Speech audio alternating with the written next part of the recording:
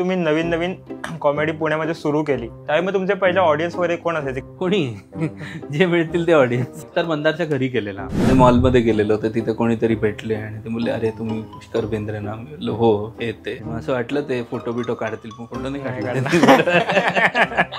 First कधी वाटतं ना माहिती, कोणीतरी येतं आणि म्हणतं तुमचे व्हिडिओ बघितले, नाव नाही लक्षात मला, व्हिडिओ बघितले. मग तुझ्यासाठी ऍक्च्युअल सक्सेस काय आहे? तर मला एकच सक्सेस वाटतं की you should always be true to your profession. म्हणजे बरीचशी लोक काय करतात, आता मी बघतो की काही काही ऍक्टर लोक आहेत वगैरे, ते येतात कॉमेडी करायला, पण तुम्ही जोक तरी लिहा. तुम्ही सेल आउट करताय रॉयल ऑपेरा हाऊस वगैरे because you have been an artist for some time, actor, आणि लोक ओळखतात. पण तुम्ही जेव्हा स्टेजवरती जाताय मग फक्त जोकच नाही आहे, तर मग कशाला घेऊन जाताय तो शो? कोणाला खोटं बोलताय ना तुम्ही, ऑडियन्सला फसवताय तिकडे. सुरुवातीला तू भाडीपामध्ये होतास, त्यासोबत एक्सपिरियन्स कसा होता? सगळी जेव्हा कॉन्ट्रोवर्सी झालेली मध्ये, बरीचशी लोकांनी त्यांचे शो वगैरे बंद केले, तर काही लोक होती जे त्यांना शिव्या देत होते. पण मला एवढंच म्हणायचं की साधन साठेंनी जेवढं मराठीसाठी गेल्या 10 वर्षात केलेलं आहे तेवढ्या त्या लोकांपैकी, शिव्या देणाऱ्या लोकांपैकी कोणीही नाही केलं. स्टँडअपसाठी पण काही म्हणत मराठी स्टँडअप होते, हे लोकांना भाडीपामुळेच कळायला लागलं.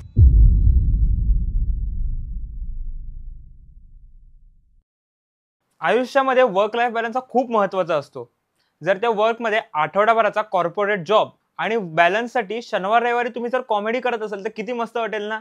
लोकांना हसवण्यापेक्षा मोठा आनंद कुठलाच नसतो. आपल्याकडे आलेले आजचे गेस्ट हे असेच आहेत. आठवडाभर जॉब करतात आणि शनिवार रविवार लोकांना हसवतात. पुष्कर बेंद्रे त्यांनी 10 वर्षापूर्वी कॉमेडी सुरू केली होती. पुण्यामधील स्टँडअप कॉमेडीचा सीन हा मंदार भिडे आणि त्यांनी दोघांनी मिळून सुरू केला होता. तर अशा या पुण्याच्या स्टँडअप कॉमेडीच्या पायोनियर माणसाला आज आपण आपल्या पॉडकास्टमध्ये बोलवलेले आहे.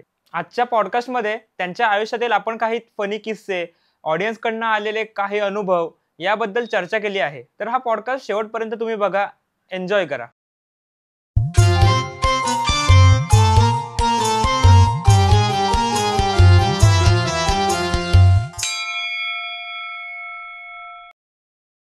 नमस्कार पुष्कर दादा, स्वागत आहे तुझं द HCF स्टुडिओच्या आमच्या या पॉडकास्टमध्ये. कसा आहेस तू?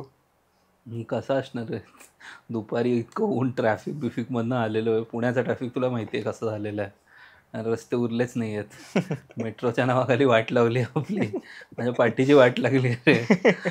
पण बरं आहे मी, बाकी म्हणजे टेन्शन नाही आपलं. तू बरं आहे, रस्त्यांचं माहित नाही. ठीक आहे, आपल्या पहिल्या प्रश्नाकडे आपण थेट वळूयात की तुझं शैक्षणिक बॅकग्राऊंड आहे इंजिनिअरिंग आणि MBA. तर तुझं असं कुठली गोष्ट होती की तू कॉमेडीकडे वळलास? ते नॅचरल प्रोग्रेशन असतं रे. माणूस आधी इंजिनिअरिंग करतो आणि मग MBA करतो, आणि मग MBA केल्यावरती त्याच्याकडे पैसे येतात आणि मग त्याला कळत नाही काय करायचं. म्हणून अर्धी लोक काय करतात, अर्धी लोक लग्न करतात, किंवा अर्धी लोक लग्न केल्यावरती मग असे DSLR वगैरे कॅमेरे बिमरे घेतात मोठमोठे. काही आहेत जे असले पॉडकास्ट करतात आणि मग काही आहेत आमच्यासारखे जे कॉमेडी करतात. बट सिरियसली म्हणजे असं मी तर खरं ठरवलं पण नव्हतं. मी तू मंदारला बघायला गेलेलो कॉमेडी, तो बोललेला की मी ओपन माईकला जातोय तर ये सपोर्ट करायला. तर त्याचा पहिला ओपन माईक होता, मी बघायला गेलेलो. आणि मग तिथे असंच बसून बार होता, तर मी मस्त असे बिअर पित होतो. आणि तेवढ्यात मंदार सोडून बाकीचे इतके वाईट होते की मला वाटलं अरे मी पण करू शकतो. आणि जो होस्ट होता त्याला ऍक्च्युली मी विचारलं, पुनीत पानिया म्हणून आहे, त्याला विचारलं की मंदारनी पण मला चढवलं, तर मला करायचंय, मी ट्राय करतो. आणि काय जोक सांगायची सवय होती पूर्वी मित्रांसमोर, तर काही जोक्स असे लिहिलेले डोक्यात होतं. आणि मग गेलो स्टेजवरती आणि ती कॉम्पिटिशन होती, त्यात मंदार पहिला, मी दुसरा. तर मी म्हटलं ठीक आहे, पण त्या मुवमेंटमध्ये वाटलं की आता हेच करायचं, तर काही ना काहीतरी ह्याच्यापासून लांब जायचं नाही. आणि होती पब्लिक स्पीकिंगची आवड होती. मी अँकरिंग करायचो, म्हणजे कंपनी इव्हेंट्स वगैरे मध्ये मी अँकरिंग खूप करायचो, होस्टिंग करायचो. मग असं वाटलेलं, आणि मग हे मिळालं तर, चान्स मिळाला तर सोडलाच नाही. मंदारची आणि तुझी आधीपासून ओळख होती का मग?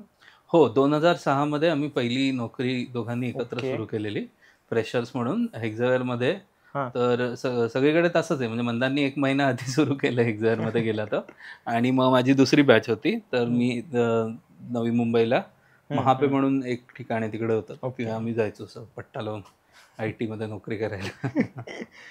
तू आणि मंदार दादा त्यावेळी पुण्यात नोकरी करायचा, तेव्हा मुंबईमध्ये, नवी मुंबईत नोकरी करायची नाही, त्यानंतर तुम्ही ज्यावेळी मुंबईमध्ये परफॉर्म करायला जायचं काही मिनिटांसाठी, त्यावेळी पुण्यामध्ये तेवढा कॉमेडीचा सीन चालू झाला नव्हता. त्याबद्दल काय सांगशील? तुम्ही काही मिनिटांसाठी फक्त मुंबईला वगैरे ट्रॅव्हल करायचात? काय म्हणजे ती मजा खरं वेगळीच होती, ती एक्साइटमेंट वेगळी होती. कारण कसं होतं, मुंबईमध्ये जरी जायचो तरी ती 4 मिनिटं जी आम्हाला आत्तापर्यंत लक्षात आहेत क्लिअरली. कारण ती 4 मिनिटं आम्हाला मिळायची कॅनव्हास लाफ क्लबला. आणि कॅनव्हास लाफ क्लब आत्ताच्या बऱ्याचशा कॉमिक्स दुर्दैव आहे की त्यांना परफॉर्म करायला मिळालं नाही तिकडे. तो इतका वेगळाच व्हेन्यू होता ना, तिथे आत गेल्यावरतीच तुम्हाला वाटायचं इथे काहीतरी वेगळंच प्रकरण आहे. आणि इथे असं म्हणजे इंडियासाठी तो कॉमेडीचा मेक्का म्हणतात तसं होतं. आणि तिकडे आत गेल्यावरती इतका फील व्हायचा ना, की बाबा इथे मला असं चांगलं करूनच जायचंय. आणि आम्ही 4 मिनिटासाठी 4 तास लिटरली ट्रॅव्हल करायचो मुंबई. आणि मग अजून आम्ही तयारीनिशी जायचो. मग तिथले जे लोकल कॉमिक्स असायचे त्यांच्यापेक्षा आम्ही जास्त चांगलं करून परफॉर्म करायचो. तर मंदार पहिल्यांदा गेला, तो जिंकून आला. मी पण पहिला 2दा-3दा तिथे परफॉर्म केलेलं ओपन माईक्समध्ये. तर 2-3 वेळा चांगलं झालेलं. पण थर्ड टाइम मी जिंकलो, तर तेव्हा ती एक्साइटमेंट वेगळी होती. पण दरवेळी करायचं चांगलं आहे ही एक्साइटमेंट होती. आणि मग त्याचा एक कॉन्फिडन्स पण वेगळा यायचा. ते होती ना मला. किती वेळ वगैरे साधारण गेला असाल तुम्ही असे? असे भरपूर गेले, आता त्याला लक्षातच नाही. आधी आम्ही 10-15 वेळा गेलेलो. मग तिथलेच काही कॉमिक्स म्हणाले, आयदा तुम्ही इथेच शिफ्ट व्हा, नाहीतर मग तिकडे सीन सुरू करा. मग काही व्हेन्यूज शोधले. एक AFK म्हणून एक नवीन बार होता, तो ओनर पण आर्टिस्ट होता. मग त्याला फोन केला, त्याला सांगितलं आम्हाला करायचं. तो म्हणला की ठीक आहे, 6 महिने तुम्हाला देतो व्हेन्यू, पैसे देणार नाही. म्हटलं ठीक आहे. मग तिकडे ओपन माईक, मग हे करा, त्याला विकायला क्रिएटिव्ह पोस्टर्स वगैरे सगळ्यांचं करायचे. नवीन लोक यायची, लोकांबरोबर त्यांचे मित्र वगैरे यायचे बघायला. तर खूप धमाल केली तिकडे. मग तुम्ही ॲक्च्युली ठरवलं कसं की पुण्यामध्ये पण आता हे कल्चर आपण सुरू करूयात, किंवा काय चॅलेंजेस आले सुरुवातीला? चॅलेंजेस म्हणजे ठरवलं कारण सेल्फिश होतं. कारण किती जाणार ना, उबरवाल्याने किती पैसे देणार. दरवेळी आपले जायचे 2-2.5 हजार आणि प्लस टोल. कोण सारखं देत बसणार. प्लस वेळ पण, नोकरीमुळे वेळ पण नाही मिळायचं तेव्हा. तर मग असं व्हायचं की त्याच्यापेक्षा आणि इथे करूया. आणि मग ते कल्चर त्यावेळी ऑलमोस्ट इंडियामध्येच बऱ्याच ठिकाणी सुरू झालेलं. इतर शहरांमध्ये पण लोकांनी तेच केलेलं. आणि मग काय व्हायचं, आम्ही एक कंपनी पण रजिस्टर केलेली. त्या कंपनीच्या थ्रू आम्ही मग इव्हेंट्स वगैरे पण सुरू करायला लागलो. आधी ओपन माईक करायचो, मग मोठे इव्हेंट्स केले. आणि मग जे कॉमिक्स यायचे त्यांच्यासाठी होस्ट करायचं. मग त्यामुळे आपलंही नाव होतं, आपलंही थोडंसं स्टेज टाईम मिळतो, एक्सपिरियन्स मिळतो, त्या सगळ्या गोष्टी होतात. तुम्ही मग सुरुवातीला ज्यावेळी पुण्यामध्ये इस्टॅब्लिश केली कॉमेडीचा सीन, त्यावेळेचा कॉमेडीचा सीन आणि आत्ताचा काय डिफरन्स जाणवतो? अरे खूप फरक झालाय रे. म्हणजे पूर्वी ना अशी मजा यायची ओपन माईकला वगैरे पण जाताना. कारण एक असा वननेस असायचा की बाबा ओनरशिप वाटायची. अरे हा आपला शो आहे ओपन माईक असला तरी. 8-10 कॉमिक्स होते. ठीक आहे, त्यातले आता बरेचसे मला वाटतं 3च कॉमेडी करतात आता. ओके. ॲट दिस क्षणी. पण ते जे होते ते एव्हरीवन वॉज वेल नेट. कारण प्रत्येक माणूस समजा तू परफॉर्म करतोय, आम्ही मागे बसून त्याला चिअर करायचो, त्याचा सेट सपोर्ट करायचो. कारण ऑडियन्सला पण नवीन होतं ते सगळं. तर आम्हीच नाही केलं तर मग ऑडियन्सही नाही केलं. आता आम्ही मागून पूर्ण असे कंगो व्हायचो आणि एकदम असे त्यांना सपोर्ट करायचो पूर्णपणे. आणि कॉमिक्स पण मग एकमेकांशी असे, अरे आज तुझा चांगला झाला, आज ह्याचा चांगला झाला. कारण असं नव्हतं की एकही माणूस फेल झाला की आम्हाला टेन्शन येतं. म्हणून सगळ्यांना असं शो उचलून धरायची इच्छा असायची.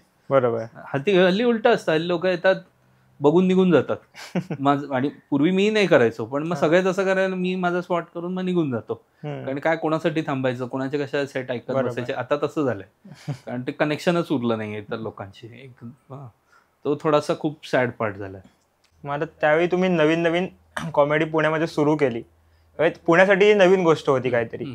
त्यावेळी मग तुमचे पहिल्या ऑडियन्स वगैरे कोण असायचे, काय त्यांची रिॲक्शन वगैरे काय? कोणी जे मिळतील ते ऑडियन्स. तर आम्ही काय आधी तर एकतर मंदारच्या घरी केलेला आम्ही ओपन माईक. कारण त्या दिवशी असंच म्हणजे सगळे कॉमिक्स आलेले, जॅमिंग केलेलं, त्याच्या घरीच केलं. तर एकदा मग काय झालं, जिममध्ये मी जायचो. त्या जिममध्ये थोडीशी जिममध्ये तर काहीतरी त्यांनी लाईफस्टाईल क्लब सारखं उघडलेलं. तर मग तिथे जी ओपन स्पेस होती, मी सांगितलं इथे आपण चेअर्स टाकतो आणि इथे आपण करूया स्टँडअप. तिकडे ऍक्च्युली आम्ही अभिषेकचा पण शो केलेला तिकडे, अभिषेक उपमान्यांचा. म्हणजे असे सगळे तिकडे हे केलेले आहेत. आणि सुरुवातीला आम्ही बारमध्ये वगैरे जेव्हा परफॉर्म करायचो तेव्हा बारमध्ये कोणीही असतील, म्हणजे असे पांढरा शर्ट घातलेले, टिळा बिळा लावलेली ऑडियन्स असायची. लिटरली ते शिव्या द्यायचे. बट फॉर सम रिझन काही लोकांचे जोक त्याच्यात चालायचे. पण तेव्हा कळायचं की ते जे कंटेंट बनायचं ते कंटेंटवरती कुठेही आम्हाला हसवता यायचं लोकांना. बरोबर. कारण ते टेस्टेड आहे ना, म्हणजे एकदम असं टफेस्ट पिच वरती टेस्ट झालं. तिथे खेळून आल्यावरती इतर ठिकाणी खेळायला काही इझी वाटायचं. मग तुझी कॉर्पोरेट लाईफ आहे आणि कॉमेडीचे दोन्ही लाईफ वेगवेगळे आहेत. As a profession. मग कॉर्पोरेट लाईफचा तुझ्या जोक लिहिण्यावर वगैरे काही फरक पडतो का? काय परिणाम होतो? नाही, जोक लिहिण्यापेक्षा ना एक अप्रोचमध्ये फरक खूप झालेला आहे माझा कॉर्पोरेटमध्ये वेळ घालवल्यामुळे. कारण मी आता बघतो बरेचसे एक जनरेशन आहे जे directly they have gotten into things like content creation, okay. किंवा they have gotten into straight away they have become artist. आता हम्म. कॉर्पोरेट लाईफमध्ये कसं असतं ना, कॉर्पोरेट लाईफमध्ये एक तुमचा अप्रोच चेंज होतो. बरोबर. कारण तुम्हाला इतर लोकांशी कसं डील करायचं हे लक्षात येतं, किंवा तुम्हाला कोणाशी प्रोफेशनली कसं बोलायचं हे लक्षात येतं. बरोबर. कारण बरेचसे आर्टिस्ट मोठे मोठे आर्टिस्ट होतात, पण त्यांच्यात प्रोफेशनली कोणाशी डील करायचं कसं हे माहितीच नसतं त्यांना, ओके. कारण त्यांनी इथे वेळच नाही घालवलाय बरोबर. कॉर्पोरेटमध्ये वगैरे. सो कॉर्पोरेट जॉब्सना जे वाईट पद्धतीने म्हणतात तसं नाही. एव्हरी जॉब, प्रत्येक नोकरीतनं तुम्हाला काहीतरी शिकता येतं. प्लस आता कसं आहे की बरीचशी मॅच्युरिटी झाली आहे, थोडे इतर कंपन्यांचे थोडे सिनियर लीडर्सशी वगैरे पण बोलायची बरोबर. सवय झाली आहे. म्हणून कॉर्पोरेट शोज वगैरे पण करायला जातो. We go with that lens, okay. की मला माहिती आहे ह्यांना काय हवंय, की ह्याच्या डोक्यात काय चाललेलं आहे, किंवा ह्याला कसला ताण आहे, किंवा इतर आपल्याला फंक्शन्सची पण बरीचशी माहिती बरोबर. असते, HR म्हणा, मार्केटिंग म्हणा. तर मग तिथल्या लोकांशी बोलताना तेवढं आमचं ब्रेन ॲक्टिव्ह असतो, आणि म्हणून आमचे कॉर्पोरेट शोज करताना आम्हाला टेन्शन नाही. बऱ्याचशा लोकांना टेन्शन येतं की आपण त्या आईबाबांचे जोक घेऊन कॉर्पोरेट शोमध्ये होय. कसं जायचं. But we have something that can help us connect with them. Okay. तर ते इझी पडतं. म्हणजे जोक्स लिहायची प्रोसेस काय असेल? कुठे टेस्ट वगैरे कुठे करतोस? टेस्ट तर बरेचसे ओपन माइक्समध्ये होतात, पण कधी कधी कसं होतं, कधी कधी लक्षात येतं की हा जोक चालणार आहे काही केले.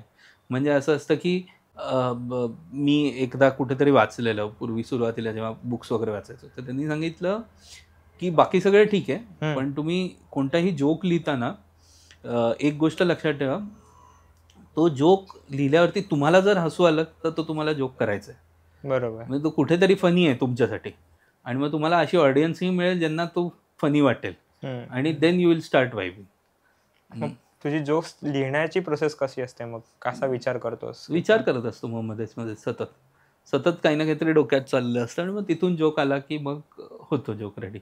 म्हणजे आता रॅन्डमली आपण आता बोलतो आहे, ह्याच्यातनं तुला एखादी गोष्ट सुचली? बरेचदा येते, आणि बरेचदा ओपन माईक मध्ये वगैरे गेलं की स्टेजवरती करता करता पण आपल्याला टॅग येतो. म्हणजे असं उदाहरणार्थ मी मध्ये गेलेलो, आता आपला बँगलोरला शो होता, आणि माझा एक सेट आहे की माझी शाळा अशीच होती, विचित्र शाळा होती. म्हणजे आमच्या शाळेत काही टीचर कोणत्याही विषयाला असायचे. म्हणजे आमची जी हिंदी टीचर होती ती कर्नाटकाची होती, ठीक आहे. तिला हिंदी यायचं पण नाही. ती ॲक्च्युली आम्हाला ओरडायची की speak in Hindi, speak in Hindi, speak in Hindi. आणि मग आम्ही तिला म्हटलं की हिंदी गोतिल्ला, म्हणजे कर्नाटकामध्ये म्हणतात ना की कन्नड गोतिल्ला वगैरे म्हणतात. सो तो जोक स्टेजवरती उभ्या उभ्या तिथे आठवला. ओके. आणि बँगलोरमध्ये तेव्हा खूप चाललेलं, की अजूनही चाललंय की बाबा हिंदी नाही बोलायचं, हे नाही, असं तसं. खरं नाहीये, ते बातम्यांमध्ये जास्त दाखवतात आपल्याला, पण इन जनरल लोकांना माहिती आहे. मग तो स्टेजवरती करता करता तो जोक आठवतो तिकडे, आणि that was the biggest laugh of the show. होतं असं. मग आज तू भरपूर स्टँडअप शो करून बसलेला आहेस, एक्सपिरियन्स चांगला आहे. मग तुझ्यासाठी ऍक्च्युअल सक्सेस काय आहे? ॲक्च्युअल सक्सेस वगैरे असा मी कधी विचार करतच नाही रे ॲक्च्युअल सक्सेसमध्ये. म्हणजे कसं वाटतं, आज आपल्याला वाटतं हे सक्सेस आहे, तर उद्या वाटतं ते सक्सेस आहे. फक्त मला एकच सक्सेस वाटतं की you should always be true to your profession. म्हणजे बरीचशी लोक काय करतात, आता मी बघतो की काही काही ॲक्टर लोक आहेत वगैरे, ते येतात कॉमेडी करायला, आणि काय कोणी थांबवायला नको त्यांना, की त्यांनी यायलाच पाहिजे, कारण सगळे वेगवेगळ्या प्रोफेशनमधनंच कॉमेडीमध्ये येतात. पण तुम्ही जोक तरी लिहा. तुम्ही सेल आउट करताय रॉयल ऑपेरा हाऊस वगैरे because you have been an artist for some time, actor, आणि लोक ओळखतात. पण तुम्ही जेव्हा स्टेजवरती जाता तेव्हा फक्त जोकच नाही आहे. किंवा बरेचसे कमेडियन्स आहेत जे स्टेजवर शो घेऊन जातात सोलो 1 तासाचा, पण तुमच्याकडे जोकच नाही आहेत. तर मग कशाला घेऊन जाताय तो शो? कोणाला खोटं बोलताय ना तुम्ही, ऑडियन्सला फसवताय तिकडे. तर तो मला फक्त ते तुमचं फेलियर आहे तिकडे. आणि जर तुम्ही तिकडे गेल्यावरती चांगला शो गेला, मग भलेही शोमध्ये कमी लोक आलेली असो, तरी चांगला शो गेला, आणि जी लोक आली आहेत तो एक मेमोरेबल एक्सपिरियन्स घरी घेऊन गेले, तर त्या मुवमेंटमध्ये ती सक्सेस म्हणून बघतो. आणि लॉंग टर्म सक्सेसचे माझे क्रायटेरिया खरं वेगळे आहे. म्हणजे हे professional success is only a part of this. तुमच्या आयुष्यात इतर पण बऱ्याचशा गोष्टी असतात, बऱ्याचशा गोल्स असतात जे तुम्हाला अचीव करायचं असतं. बरोबर. तुम्हाला डोक्याला स्वतःच्या ताण नसतो द्यायचा, तुम्ही घरच्यांशी कसे वागता, या सगळ्या गोष्टी बॅलन्स करून चालणारा माणूस हा इव्हेंच्युअली आयुष्यात सक्सेसफुल होतो. म्हणजे म्हणणं माझं सिम्पल आहे की आपण नेहमी, एस्पेशली आपली मराठी लोक किंवा इंडियन लोक या लेन्समध्येच बघतो की बाबा माणसानी एका क्षेत्रात गेलं की अगदी तिथपर्यंत गेला की तोच सक्सेसफुल. बरोबर. तसं नसतं. माणूस कोणत्याही क्षेत्रात असो, मग तो बाबा कोणी स्ट्रीट वेंडर पण असो, तर त्यांनी हे आयुष्यात जेवढी मेहनत करून जे कमवलंय ते पण सक्सेसच आहे. जोपर्यंत तुम्ही सगळं बॅलन्स करणं खूप कठीण आहे रे आजच्या तारखेत. नक्की. So everything is a success according to me. मी काय ह्याच्यातनं बघत नाही सक्सेस. अशी कुठली तरी मग एक गोष्ट असेल ना तुझ्या मनामध्ये की ही तरी एकदा अचीव्ह करायची. म्हणजे काही कॉमेडी असतं की मी ओपेरा हाऊस सेल आउट करणार. अशी काहीतरी एखादी गोष्ट जी तुला मिळवायची आयुष्यामध्ये. नाही असं काही नाही. चाललंय त्याचा. असं काही नाही. उगाच मी तुला सांगेन मला इंटरनॅशनल टूर करायची, हे करायची. तो एकदा क्षणिक आनंद असतो रे. मला लाईफ लॉंग हे करायचंय आणि मला लाईफ लॉंग हे करता करता ह्याच्यातनं मला आनंद मिळाला पाहिजे. ओके. ठीक आहे. मला ज्या दिवशी आनंद मिळतो मी खुश असतो. That's my success. मला शांतपणे रात्री झोप लागली मी खुश आहे. मला काही प्रॉब्लेम नाही. तू स्वतः स्टँडअप कॉमेडी जे कंटेंट कन्झ्युम करत असशील, हां. तुझा कोण फेवरेट कॉमेडियन आहे? मला ना म्हणजे आपलं आता तसं बघितलं तर पुलं हे कॉमेडियन नव्हते. म्हणजे फक्त कॉमेडियन नव्हते ते. अर्थात त्यांचं म्हणजे he was a writer, comedy writer आणि सॉर्ट ऑफ आपल्यासाठी स्टँडअप, पण ते स्टँडअप नाही करायचे. ते जे त्यांचं कथाकथन असायचं त्याच्यातनंच ते इतकं फनी असायचं की ते स्टँडअप वाटायचं. तर मला वाटतं सर्वात पहिले आदर्श तर तेच आहे. कारण लहानपणी असताना मला आजीनी खूप, मी महाराष्ट्रात राहायचो नाही, तर मी तेव्हा इंदोरमध्ये राहायचो. तर मी इंदोरमध्ये राहायचो तर आजी मला पुलंच्या आणि वपूंच्या कॅसेट आणून द्यायची आणि मी पुलंचं ऐकायला एकदा सुरू केलं तर मग खूपच मजा यायची. म्हणजे परीक्षा असली तरी एक दिवस आधी मी तेच ऐकत असायचो सतत. आणि इनफॅक्ट मला म्हणून मराठीची पण आवड त्यांच्यामुळेच निर्माण झाली आहे to a great extent. So म्हणून तेच माझे सर्वात पहिले आणि सर्वात मोठे आदर्श आहेत. म्हणजे कॉमेडीचे जे जोक्स तुझे आता शो जो चालू आहे, आई बाबा आणि बायको वगैरे, म्हणजे फॅमिली ओरिएंटेड जोक्स असतात. घरच्यांना काय वाटतं का त्यांना रोस्ट केल्यावर? नाही, घरच्यांना काहीच नाही वाटत. बाबा तर केवढे खुश असतात माझे. बाबा तर ही सो हॅपी. म्हणजे इतर लोकांना राग येतो. शो मध्ये कोणालाही राग नाही, ऑनलाईन मध्ये लोकांना राग येतो. आणि कारण बाबांना समज आहे ना, त्यांना कळतं की बाबा हे जोक आहेत. मी त्यांच्याशी बोलताना नाही उद्धटासारखं बोलत ना, त्यांच्यासमोर बोलताना आवाज नाही चढवत. त्यांना माहिती की हा माणूस मला रिस्पेक्ट देतो. डझन मीन ना, बाप म्हणतो जोक मध्ये म्हणून काय लगेच समोर जाऊन बाप असं नाही करत. वडीलच आहेत ना, बाबाच म्हणतो आपण लहानपणापासून. आईचं पण तसंच आहे. So same. आई तर कधी कधी आई म्हणते माझ्यावरती जोक का नाही करत तू जास्त. अशी परिस्थिती. जे समजूतदार लोक असतात ना त्यांना काही वाटत नाही. आपण आता क्वेश्चन आन्सर करणं एक फनी सेगमेंटकडे येऊयात की त्याच्यामध्ये पहिला रॅपिड फायर असेल. 2 ऑप्शन देणार तुला, एक पटकन निवडायचा आहे.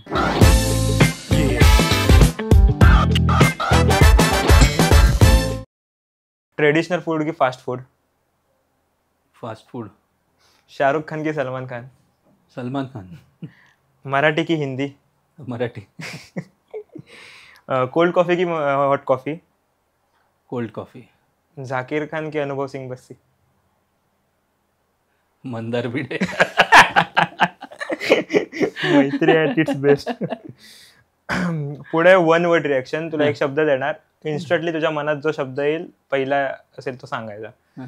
पुणे. सुंदर. झोप. पुणे. ऑडियन्स. कुठे. फेल्युअर. असतं. मंदार भिडे. मित्र. स्ट्रगल. चालू आहे. ओके. आता आपण रिव्हर्स इंटरव्ह्यू घेणार. तू एक मला प्रश्न विचारायचा. मी काय प्रश्न विचारू रे आता? हे मला तू सांगितलं नाही, मी तयारी करून आलो असतो ना. तुला कसं वाटतं मीम रिव्ह्यू मध्ये तुला DSLR साठी ठेवतो? नाही, पण एक सिरियस प्रश्न विचारतो मी तुला की मी हल्ली बरेच आणि मला खरंच हेवाही वाटतं आणि कौतुकही वाटतं यंगर जनरेशनचं. कारण बरीचशी लोक आहेत जे ट्रेडिशनल पाथ, आम्ही तर काय ट्रेडिशनल पाथ घेतलेले लोक आहोत. नंतर आम्ही कॉमेडी करायला लागलो, हा विषय वेगळा. म्हणजे आम्ही सुरुवात केली, इंजिनिअरिंग केलं, MBA केलं. पण आता तुला विचारलं की बाबा तू हे झाल्यावरती तुझं एज्युकेशन काय मला माहिती नाही, पण जे पण झाल्यावरती तू या क्षेत्रात उतरायचं कसं ठरवलं? की मी पॉडकास्ट करणार किंवा मी व्हिडिओ रेकॉर्डिंग करणार, या सगळ्या क्षेत्रात तू जायचं कसं ठरवलं? हा माझा तुला प्रश्न. ऍक्च्युली शाळेपासून सुरू होते गोष्ट. शाळेमध्ये कॅमेरा हाताळायची सवय होती, फोटोज काढायची आवड होती. पण त्यावेळी नॉलेज नव्हतं तेवढं हम्म. हवं तेवढं, की कॅमेरा हँडल कसा करायचा, हम्म. क्लिक्स कसे करायचे. फक्त तेवढंच माहिती की फोन आहे, बटन दाबलं की फोटो येतोय. सो हळूहळू शाळेमध्ये त्यावेळी फॅड आलेला आमच्या इकडे की कॅमेरा रेंटवर न्यायचे आणि शूट करायचं, मित्रांचे फोटोज वगैरे काढायचे. त्यामुळे आम्हाला आठवतं 200 रुपये 1 तासासाठी आम्ही कॅमेरा घेऊन जायचो. बापरे. आणि ते 200 रुपये सुद्धा कुठनं आणायचे. मग हा 30 रुपये काढतोय, तो 50 रुपये काढतोय. एक कोणतरी असा यायचा मध्येच की हे मी 200 देतो आज, माझे जास्त फोटो आले पाहिजे. असे यायचे वगैरे. मग तेव्हापासून हळूहळू शिकायला लागलो. कोणी शिकवलं नाही मला की हे असं कर तसं कर, ही गोष्ट सेटिंग्स अशा असतात. मी स्वतःहून डेव्हलप केलं, ते आवड होती ती. नंतर ते ॲस्ट्रो सुरू केलं की शाळेमध्ये मी अवकाश निरीक्षणचे इव्हेंट्स घ्यायचो. सो त्या इव्हेंटचे फोटोज काढायला लागलो, ताऱ्यांचे फोटो. कॅमेरा ठेवतोय 30 सेकंद, एक फोटो काढतोय, मिल्की वे असा दिसतोय, चंद्राचे फोटो. मग हळूहळू ती आवड डेव्हलप होत गेली. इकडे आल्यावर चान्स मिळाला, सो मी केलं सुरू. DSLR तर एक आवड म्हणून जशीच घेतलेली, तो आता फक्त मेमरीचा फेस कॅम म्हणून लागलाय. नाही पण खरंच आहे, छान आहे. तू शाळेत असताना तुझ्याकडे फोन होता ना? नाही, आईबाबांचा. आईबाबांचा ऑब्व्हियसली, पण आईबाबांकडे तरी फोन होता ज्याच्यावर फोटो यायचे. होता. छान. मला असं वाटतं मी माझं किती वय झालंय. मी कॉलेजमध्ये असताना सॅमसंगचा R220 आलेला, तो कोणी बघितला पण नसेल. निळा स्क्रीनवाला फोन, खूप एक्साइटमेंट असायची लोकांना. आणि आम्ही लहान असताना, तू जसं म्हटलं, तू शाळेत वगैरे असताना तुम्ही कॅमेरा रेंटवरती आणायचा. आम्ही शाळेत असताना आम्ही व्हिडिओ गेम रेंटवरती 8 रुपये तासाने. म्हणून तुम्ही मोठं झाल्यावरती गेम खेळायचो आणि तुम्ही सरळ directly got into this. That's good. तुझे आता टूर्स वगैरे होत असतात, बँगलोरमध्ये तुझे शो सोल्ड आउट झाले असतील, ऑडियन्स कडनं कशा रिएक्शन, काहीतरी वियर्ड आली असेल ना की आयुष्यभर ही लक्षात राहिली? ऑडियन्स मधनं म्हणजे असं नाही. हां, त्या दिवशी ना शो जेव्हा बँगलोरचा झाला ना, तर कोणीतरी, मी असा मागे उभा होतो आणि त्यांना खूप आवडलं. कोणीतरी होते कझिन्सचा ग्रुप आलेला आणि त्यातली एक मुलगी म्हणाली, ही वॉज सो अमेझिंग. आणि मला ते ऐकायला आलं. आणि he was even better than that गाय. आता दॅट गाय म्हणजे कोणता ते माहिती नाही, पण ही वॉज बेटर. आणि हे ते तर मी म्हटलं अरे वा, खुश. मी खुश एकदम, कारण चांगली रिॲक्शन आहे सगळ्यांकडनं. कारण काय होतं, एक शोमध्ये जेव्हा तुम्हाला, जसं तू मगाशी विचारलं मला की सक्सेस काय असतं, सक्सेसचा माझा तोच क्रायटेरिया की बाबा शोमध्ये आलेली लोक जर सतत हसली तर तो सक्सेस आहे माझ्यासाठी. मग मी भले किती तिकीटं विकली असो त्यांनी फरक नाही पडत. इनफॅक्ट जास्त तिकीटं विकली की जास्त प्रेशर येतं. पण लोक आली आणि लोक सगळी हसून गेली. कारण शो नंतरही लोक मला म्हणाली, म्हणजे काही जवळचे फ्रेंड्स पण होते आणि त्यांना ऑनेस्ट फीडबॅक देते, बोलले अरे तू बुडा वेळ पकडून ठेवलं ऑडियन्सना. आणि तेच मग मला सक्सेस वाटतं. तर ती मजा येते. ते करता आलं ना की तो फील वेगळा आहे, तो डिस्क्राईब नाही करता येत. मग आता कॉमेडियन सुद्धा तू झालेला आहेस, तुझ्याकडे बऱ्यापैकी फॅन फॉलोइंग नाही, आपण ऑडियन्सच म्हणू, की जे तुला बघायला येतात, तुझे जोक्स ऐकायला येतात. ते आता मध्ये जर असतात, तुला कधी भेटत असतील, काही असं अनुभव झालेले आहेत का की भेटले मध्ये? भेटतात रे. अरे एकदा काय झालं ना, माझ्या एअरटेलचा ना सिमचा प्रॉब्लेम आलेला आणि मी त्या शोरूम मध्ये गेलो आणि माझं डोकं फिरलं, ते काय करत नव्हते. मी भांडायला गेलो रे तिकडे आणि मग तिथल्या माणसांनी ओळखलं मला. अरे तुम्ही आता भांडणार कसं, मी माझी पंचायत झाली तिकडे. ते एक तसं झालं. आणि मग असे बऱ्याचदा भेटत राहतात कुठे ना कुठेतरी. आता म्हणजे जसं मध्ये मॉलमध्ये गेलेलो होतं, तिथे कोणीतरी भेटले आणि ते बोलले अरे तुम्ही पुष्कर बेंद्रे ना. मी बोललो हो, हे ते. मग ठीक आहे. आणि मग असं वाटलं ते फोटो बिटो काढतील, पण फोटो नाही काढला. नुसते बघून गेले. ठीक आहे, बघतो तुला. ऑडियन्स मध्ये बस एकदम. वर्स्ट कधी वाटतं ना माहिती, कोणीतरी येतं आणि म्हणतं तुमचे व्हिडिओ बघितले, नाव नाही लक्षात मला, व्हिडिओ बघितले. आणि मग म्हणतो, आणि मग ते फोटो काढतात कधी कधी. मजा येते. खूप असतात वेगवेगळ्या, स्पेशली पुण्यामध्ये भेटत असतील ना? पुण्यात जास्त भेटत. आणि मेन त्याला मंदारची गंमत सांगतो. एकदा काय झालेलं की मी ना फोन घेत होता नवीन, खूप 2020ची गोष्ट आहे. मला वाटतं पॅन्डेमिक नंतर 2021ची गोष्ट. जस्ट सगळं उघडलं, मी फोन घेतला नवीन. फोन खराब झालेला. तर मंदार तिकडे आला आणि मग त्या ॲपलच्या स्टोअरमधनं बाहेर निघताना कोणीतरी 2 लोक भेटली आणि मी नुकत्या तेव्हा रील टाकलेल्या भरपूर. तर मग ते मुलं म्हटली अरे मला सर पुष्कर तुमचे व्हिडिओ बघितले, मला फोटो घ्यायचा. आणि माझ्याबरोबर फोटो काढले. आणि मग मी सांगितलं की हा मंदार. बोलले ओ, त्यांचे नाही बघितले. मग तेव्हा त्याला खूप राग आला. आणि मग नंतर काय झालं, आता मागच्या वर्षाची गोष्ट आहे, आम्ही विजय सेल्सला AC घ्यायला गेलेलो घरी. तर मंदार होता त्या दिवशी आणि मग मी मंदार होतो तिकडे आणि लिफ्टमध्ये कोणीतरी एक भेटले आणि बोलले, अरे मंदार भिडे तुमचे व्हिडिओ बघितले हे ते. मग मंदार मला हे पण स्टँडअप करतात ना, ह्यांचे नाही बघितले. त्या दिवशी मंदार इतका खुश झाला. मी म्हणलं छान छान, बोला बदला लिया मैं तेरे ते मित्रांमध्ये असतात. नाही ते असतं. ऑडियन्स मध्ये बसल्यावर काय मित्र वगैरे कधी येतात का? येतात ना, मित्र येतात. दर शोला कोणी ना कोणीतरी ओळखीचं येतं. So that is good. म्हणजे काय, मी जिथेही गेलोय तिथे लोकांनी तिथे असं गप्प बसलो नाही. म्हणजे MBA असो, इंजिनिअरिंगचं कॉलेज असो, तिथे गप्प नव्हतो मी. सगळीकडे फोरफ्रंट वरती होतो. की आमच्या बॅचच्या लोकांना तर बऱ्याचदा माहिती असतं की हा एक कोणीतरी आहे, पुष्कर बेंद्रे. इव्हन MBAच्या बॅचमेट्सना सगळ्यांना माहिती. आणि बऱ्याचशांची माझ्या कॉर्डियल रिलेशन्स पण असायचे. मी जाऊन माझा असा कॉलेजमध्ये पण कोणता एकच ग्रुप नव्हता. So I use to go talk to each and every one of them. कारण मला ते आवडतं. रोज नवीन लोकांना भेटायचं, नवीन लोकांशी बोलायचं, सगळ्यांची मैत्री ठेवायची. म्हणून मग येतो, मग ते रेसिप्रोसिटी असते कुठे ना कुठेतरी, बरं वाटतं. मंदार दादाने तू ऑलमोस्ट एका वेळीच कॉमेडी सुरू केली होती, साधारणतः 10 वर्ष झाली. 10 वर्षात मग तुला काय वाटतं, कॉमेडीचं करिअर जास्त चांगलं आहे की कॉर्पोरेट? नाही, असं चांगलं वाईट तू एन्जॉय काय करतो जास्त? नाही, obviously from a career, from a performance point of view me comedy obviously any time, म्हणजे 100% जास्त कॉमेडीज एन्जॉय करतो. पण गंमत अशी आहे की तुमच्याकडे एक काही असलं कॉर्पोरेट हातात, किंवा दुसरा एक ऑल्टरनेट सोर्स ऑफ इन्कम असला, नॉट ओन्ली कॉर्पोरेट, स्वतःचा बिझनेस असो किंवा काही तुम्ही इन्व्हेस्टमेंट्स करत असला, तर मग काय होतं ना, तुम्हाला या क्षेत्रात कॉम्प्रोमाइज नाही करावं लागत. तर बऱ्याचदा काय होतं ना, बरेचशी लोक सगळे करतात अशातली गोष्ट नाही आहे. बऱ्याचदा ना कॉमेडीमध्ये मग तुम्हाला कॉम्प्रोमाइज करावं लागतं. मग कधी कधी असे इव्हेंट्स घ्यावे लागतात की जे करताना तुम्हाला असं वाटतं, अरे मी कशाला घेतोय हे, किंवा काही काही अशी कामं उचलावी लागतात की अरे मी कशाला करतोय, मला नाही करायचं हे. So all those things can be avoided. नाही तर मग तुम्हाला इथे खूप सॅक्रिफायसेस करावे लागतात. म्हणजे स्वतःला हवंय तसं आपण हवंय त्यावेळी शो ठेवले, हवंय तसं हवं तिथे गेलं, जसं परत फिरायला मिळणार, त्याच्यामध्ये वेगवेगळ्या शहरात शो ठेवले वगैरे.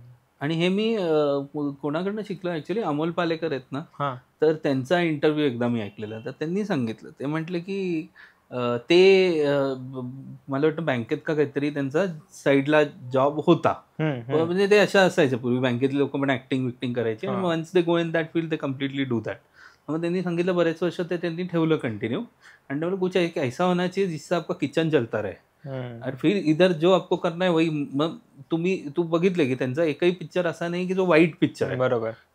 किती मोठे स्टार असले इंडियामध्ये, लोक म्हणतात अरे यांचे काही पिक्चर चांगले नाहीत, पण अमोल पालेकरचा एक पिक्चर मला सांग त्यांचा की एक पिक्चर वाईट आहे असं नाहीच आहे कोणते. आणि त्यांना आवडतात त्याच भूमिका आयुष्यभर केलेल्या आहेत. So that is something we need to keep in mind. बरोबर. आवड जपली. एक्झॅक्टली. तुला फिरायला आवडतं? ट्रॅव्हलिंग? हात नाही रे, खरं सांगतो, मला पोटात गोळ्या तर ट्रॅव्हलिंग म्हटलं तर एक दिवस आधी का माहिती नाही, मला खूप टेन्शन येतं. मे बी लहानपणी SD मध्ये जास्त ट्रॅव्हल केलं म्हणून, पण मला खूप ट्रॅव्हल म्हटलं तर टेन्शन येतं. तू नाही जात फिरायला जास्त? नाही, मी नाही जास्त. ह्याच्यासाठी कॉमेडीसाठी जावं लागतं तेवढं जातो, तेव्हा मजा येते, तेव्हा थोडं अँटिसिपेशन जास्त असतं. पण फक्त एक दिवस आधी टेन्शन इतकं येतं ना ट्रॅव्हलिंगचं की मला हे होतं थोडंसं. बरीचशी लोक काय फिरतात मस्त, घर का कम्फर्ट अच्छा लगता है. आता काही कॉमेडियन्स तर मी बघितलं की ते ठीक आहे कमवतात खूप चांगले, की शनिवार रविवार फक्त काम करतायत. एखाद्या कॉर्पोरेट माणसाला फोन केला, तुलाच फोन केला, गुरुवारी दुपारी 2 वाजता फोन केला की दादा कुठे आहेस, तो म्हणा मी ऑफिसमध्ये काम चालू आहे, नंतर फोन करतो. पण तेच कॉमेडियन काही काही आहेत ते पूर्ण गुरुवारी त्यांना दुपारी 2 वाजता फोन केला तर नाही मी नेटफ्लिक्सवर सिरीज बघतो असं म्हणते. मग तुला ती लाईफ जास्त आवडेल की तू ऑफिसमध्ये पण काम करतोस त्याच वेळी ही लाईफ? तसं नाही, म्हणजे मी जरी जेव्हा पण तसं नाहीये की for a period of time कसं असतं रे, मला ना डोकं चालत राहावं लागतं, शांत नाही आवडत. हो, म्हणजे माझा दिवस, बऱ्याचशा लोकांचा दिवस असतो तो दिवस सकाळी सुरू होतो 7 वाजता 8 वाजता आणि संपतो 11-12ला. माझं तसं नसतं. माझा दिवस 8ला सुरू होतो, आणि काम असो किंवा नसो किंवा काही नसो तरी मी 3-3, 4-4 वाजेपर्यंत काही ना काहीतरी माझं चाललेलं असतं. आपणच बसतो मी हा. रिव्ह्यूज करत राहते. म्हणून मला सतत काही ना काहीतरी लागतं. मला डोक्याला होय. खाद्य नाही मिळालं ना की मला कसं तरी होतं. आणि प्रॉब्लेम हा आहे की असं खूप असा विडिंगच्या बॅकग्राऊंडमधनं मी आलेलो नाही, म्हणून काय वाचण्याची खूप आवड आहे अशातली गोष्ट नाही आहे. तर मग काही ना काहीतरी सतत चाललं पाहिजे. म्हणून इतक्या रील्स वगैरे मी बनवलेल्या असतात किंवा हो, इतकं हो. कंटेंट बनवलेलं असतं ते मी बऱ्याचदा टाकलेलं पण नसतं, कारण मला आवडत नाही मग ते टाकायला after point of time. But ते करत बसतं, एक रील बनवायलाच इतका वेळ लागतो करत विचार खूप. So all those things I keep doing सतत काही ना काहीतरी. पूर्वी पण मी ब्लॉग बिग लिहायचो. एक खूप पूर्वी माझा लुनी दरिंदे म्हणून एक ब्लॉग होता. ओके. टाइमपास म्हणून खूप लिहायचो. मग त्याच्यावरती आम्ही गेम ऑफ थ्रोन्सची सिरीज यायची, त्याच्यावरती गेम ऑफ थ्रोन्स समाचार म्हणून दूरदर्शनच्या ट्यूनमध्ये मी करायचो. तर सतत काही ना काहीतरी करत राहायचो. तर इव्हन पूर्णपणे जेव्हा कॉमेडी, इट्स नॉट पूर्णपणे कॉमेडी. कॉमेडी एक गोष्ट आहे, पण इतर पण गोष्टी दिवसभर काही ना काहीतरी चाललेलंच असतं. बरोबर. सतत बाकी पण हे असतं. तर मग आय डोंट नो लोकांना काय रिस्पॉन्ड करताना प्रॉब्लेम होतो मला माहिती नाही. नेटफ्लिक्सवरती सिरीज बघतो, मग नको उचलू फोन, एवढं काय कोणी केलेलं असं ते नाही सांगू शकत. नंतर तुला काय वाटतं इतकी लोक बघणार?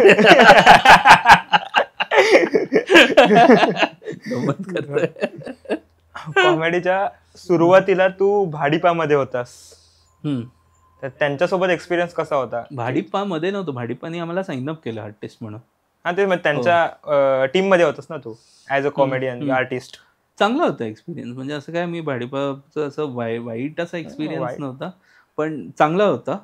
आणि आय थिंक मला भाडीपाचं एक चांगलं वाटतं की भाडीपानी काय केलेलं की स्टँडअप कॉमेडीसाठी मी नाही म्हणणार, पण स्टँडअप कॉमेडीपेक्षा जास्त एक मराठी रिजनल कंटेंटसाठी त्यांनी एक वेगळा निश क्रिएट केलेला. म्हणजे मध्ये आता सगळी जेव्हा काय म्हणतात त्याला, सगळी जेव्हा कॉन्ट्रोवर्सी झालेली मध्ये आणि बरीचशी लोकांनी त्यांचे शो वगैरे बंद केले, तर काही लोक होती जे त्यांना शिव्या देत होते. पण मला एवढंच म्हणायचं की सारंग साठेला स्पेशली शिव्या देत होते. पण मला एवढंच म्हणायचं की सारंग साठेंनी जेवढं मराठीसाठी गेल्या 10 वर्षात केलेलं आहे तेवढ्या त्या लोकांपैकी, शिव्या देणाऱ्या लोकांपैकी कोणीही नाही केलं. बरोबर. ठीक आहे. आणि मग ते स्टँडअपसाठीही म्हणू की स्टँडअपसाठी पण काही म्हणत मराठी स्टँडअप होते हे लोकांना भाडीपामुळेच कळायला लागलं. बरोबर. बाकी लोक आयसोलेशन मध्ये किती काय काय करायचे पूर्वी, त्याच्यानंतर आता आम्ही परत वेगवेगळं करायला लागलो. पण असं नाही की भाडीपानी कोणता आम्हाला शोसाठी अप्रोच केला तर आम्ही नाही म्हणतो, कारण त्यांनी केलंय, ते नाव तर त्यांनी हे केलंय. आणि मेन म्हणजे रिजनलमध्ये त्यांनी इतक्या वेगवेगळ्या गोष्टी क्रिएट केलेल्या आहे. आज एकही असा कंटेंट क्रिएटर नाही आहे मराठीत जो की कन्सिस्टंटली असं कंटेंट देतो. इनफॅक्ट तुला जर बाकी रिजनल ह्याची पण माहिती असेल तर बाकी रिजनल ह्याच्यात पण खूप कमी कंटेंट क्रिएटर्स आहेत ज्यांनी इतकं प्रोफेशनली कंटेंट बनवलेलं आहे. ते बरेचसे कुठे ना कुठेतरी हिंदीकडे वळतात. आणि भाडीपानी किती काय म्हणून हिंदीकडे न वळता त्यांनी हे कंटेंट क्रिएशन केलेलं आहे. आणि त्यांना खूप गोष्टी कळतात. म्हणजे त्यांचं ते भाटुपा आहे, भाटुपा पण आम्ही होतो तेव्हा सुरू झालेलं. तर भाटुपाचं इनफॅक्ट नाव वगैरे ग्रुपवरती डिस्कस करत होते, तिथपासून आम्हाला माहिती आहे. पण भाटुपाचं पण आज त्यांनी एक वेगळं त्यांचं निश बनवून ठेवलेलं आहे. फूडच्या क्षेत्रात गेलेले आहेत, काही ना काहीतरी करत असतात आणि देत आहेत कन्सिस्टंटली चांगलं कन्झ्युमेबल कंटेंट लोकांना. सो तेवढं तर क्रेडिट आहे त्यांचं. मजा आली तुझ्यासोबत गप्पा मारून आज. तुला परत बोलायला नक्की आवडेल. भेटतो परत. थँक्यू. ACF studio. उन्हाळा कमी झाला की आता हिवाळ्यातच भेटू महाबळेश्वरला. महाबळेश्वर. थँक्यू. थँक्यू.